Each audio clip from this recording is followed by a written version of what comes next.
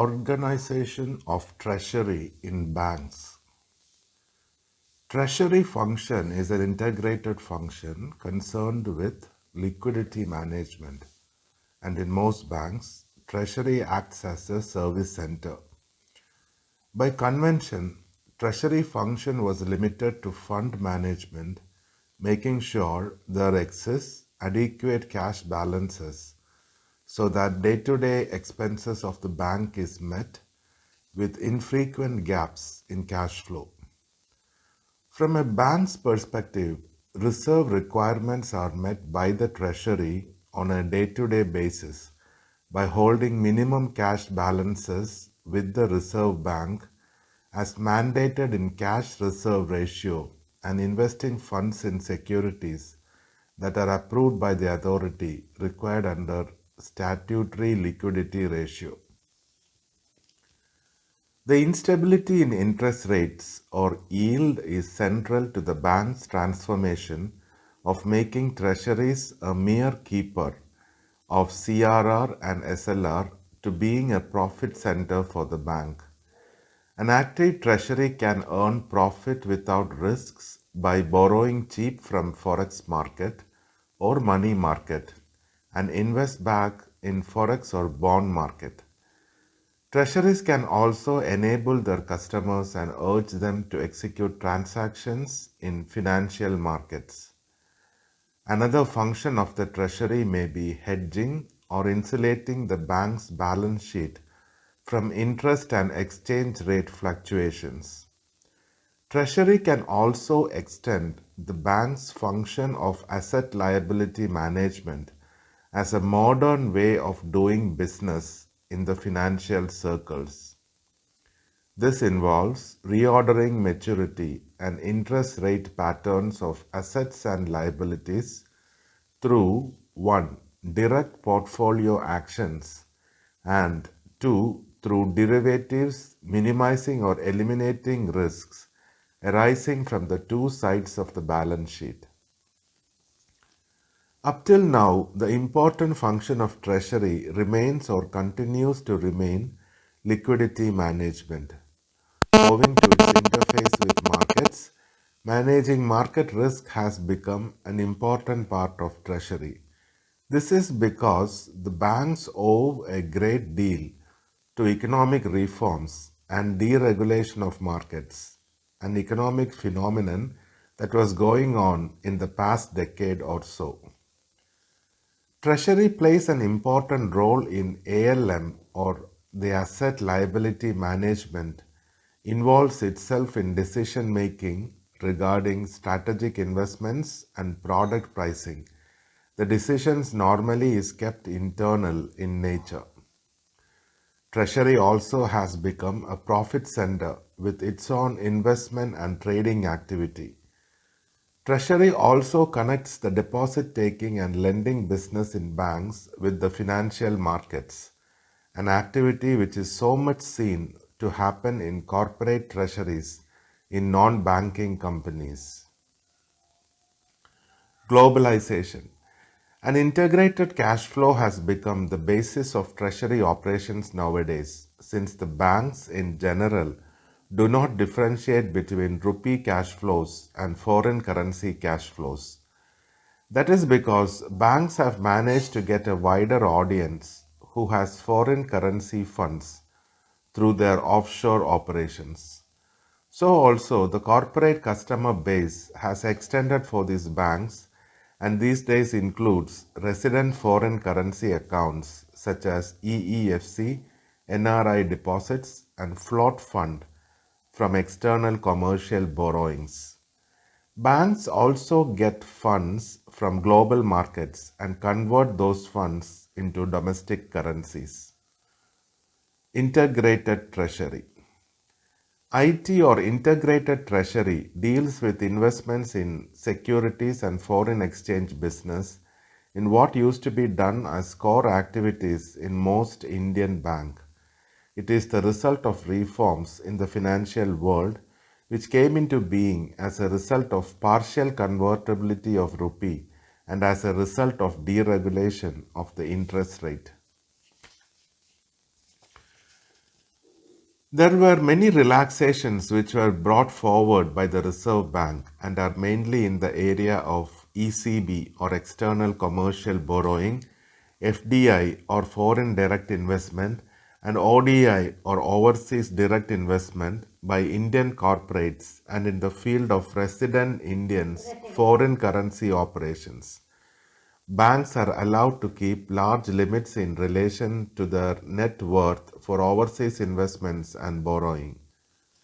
Rupee now is freely convertible in current account and partially convertible on capital account because of relaxations that were brought forward by the Reserve Bank. Hence, integrated treasury activities include such functions as fund management, trading and risk management, investment and forex operations in a multi-currency environment. Hence, treasury is expected to function in the three roles of A. Risk management, B. Liquidity management, and C. Proprietary positions. In risk management, Treasury oversees risks which are there in their own proprietary positions. Treasury will also provide derivative tools for risk management in client business and also aids the management in lessening asset liability gaps or mismatch in ALM.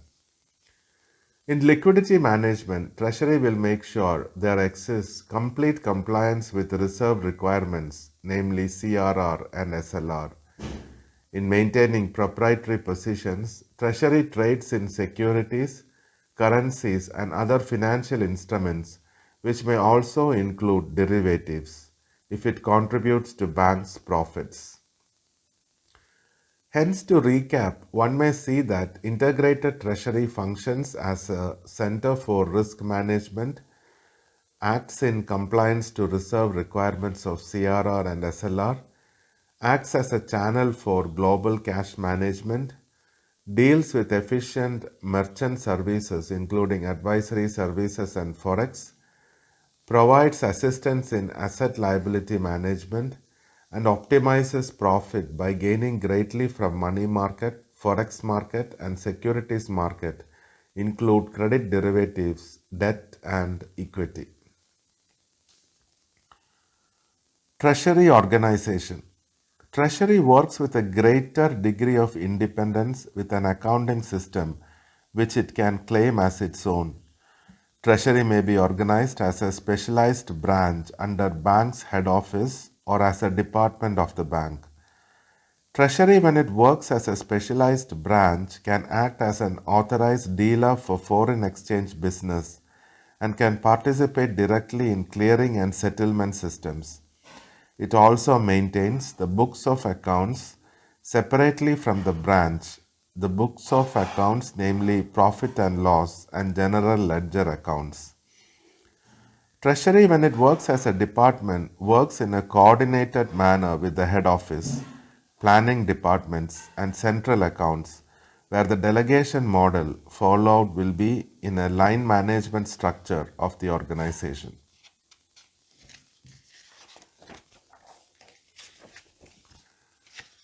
Hence, one thing that can be surmised about integrated treasury is that it works in the form and format of a specialized branch and not as a bank's department. Normally, it is headed by a senior person, one of a general manager, vice president, or a chief treasury officer, or a likely designation.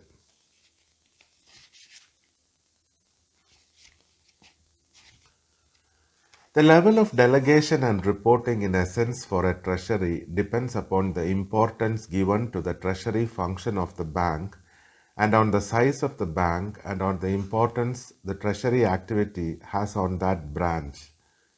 Treasury being an important activity, the head of treasury normally reports directly to the CFO or CEO of the bank. The treasury is made up of three divisions and functionally it be 1. Front office, 2. Mid office, and 3. Back office. Front office. The dealing room or front office is where the dealer buys and sells in market, where each of the dealer specialize in one of the markets, namely money market, foreign exchange or securities market. Depending upon the size of the operations, there may be a dealer dedicated to forward markets or derivatives, or dealers dedicated to major currencies. However, in an integrated treasury, all types of dealers know about all types of markets. Security market is divided into primary and secondary markets.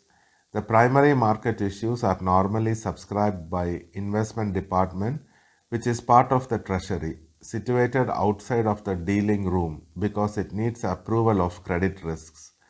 Primary market forms new issues of non-government debt paper, which is non-SLR securities issued by corporates and placed privately with qualified institutional investors.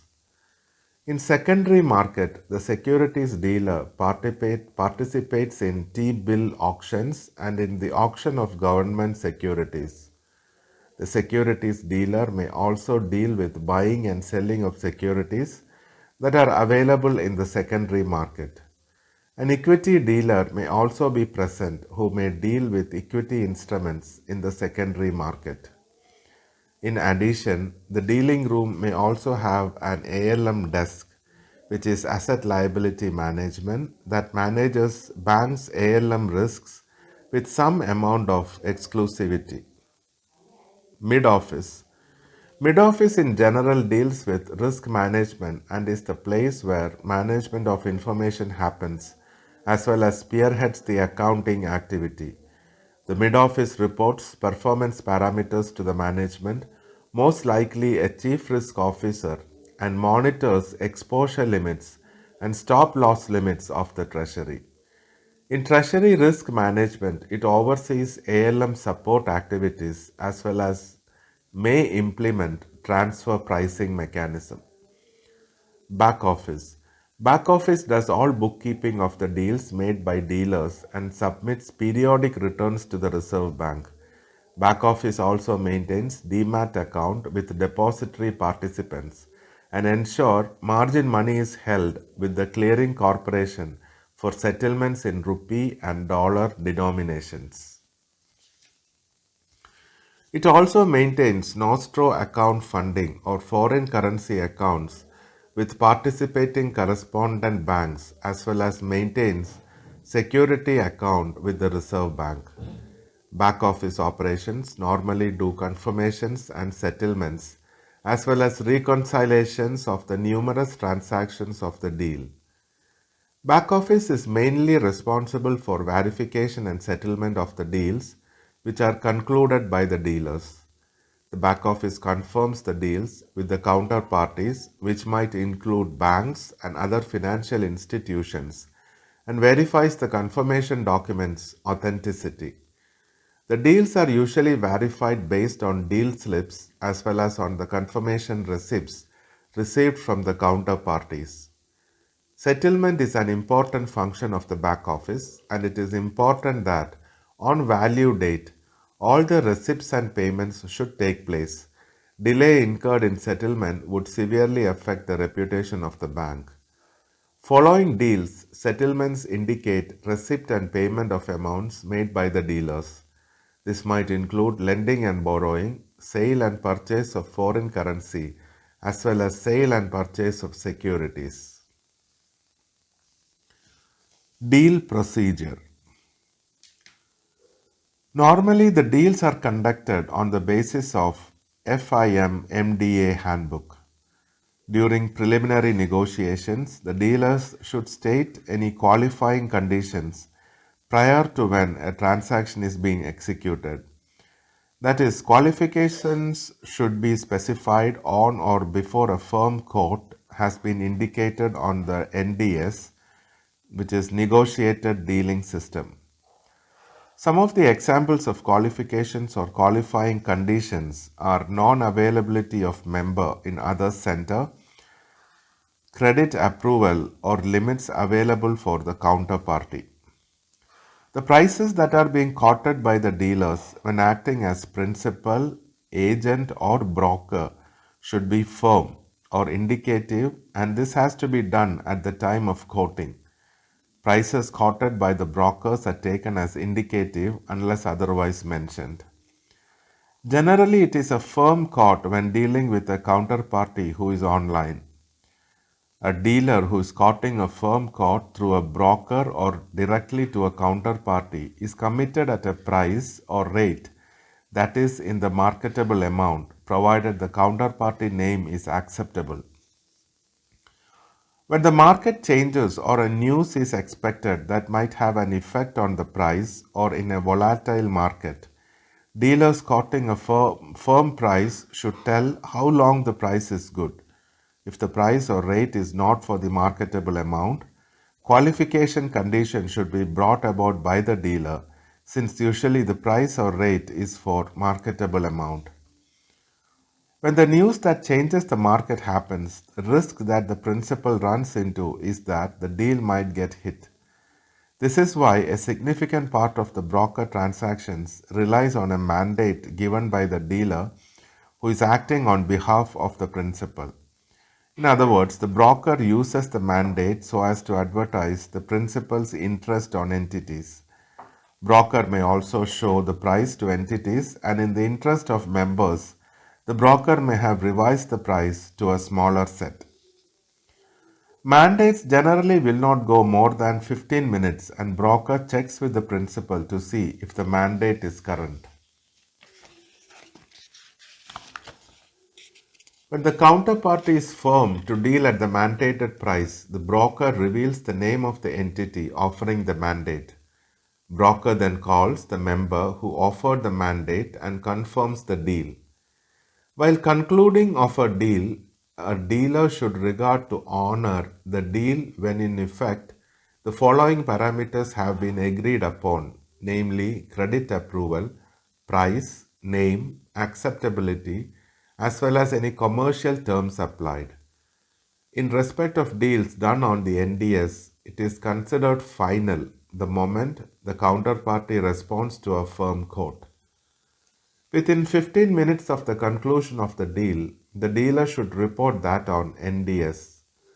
As far as securities are concerned, the dealer of the buying counterparty should approve the deal, whereas the dealer of the selling counterparty should enter the deal in the NDS. Information technology. By the use of network computers, trading is done electronically throughout India.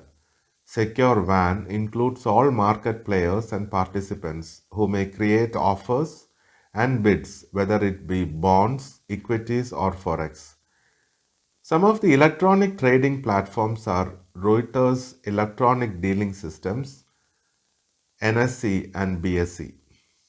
STP or straight-through processing is a logical extension of electronic trading, where once the buyer and seller approves and authorizes individual trades, the trades get settled automatically by the clearinghouse by virtue of its connectivity. RTGS or real-time gross system is a payment system that is available throughout the country. Currently, SEBI, which is Securities and Exchange Bureau, and the Reserve Bank has made it mandatory for securities to be in electronic format or DMAT. DMAT account is an electronic way of stating ownership or record of ownership and transactions in securities, where a DP or depository participant takes it and maintains an account with a depository such as NSDL or CDSL, etc.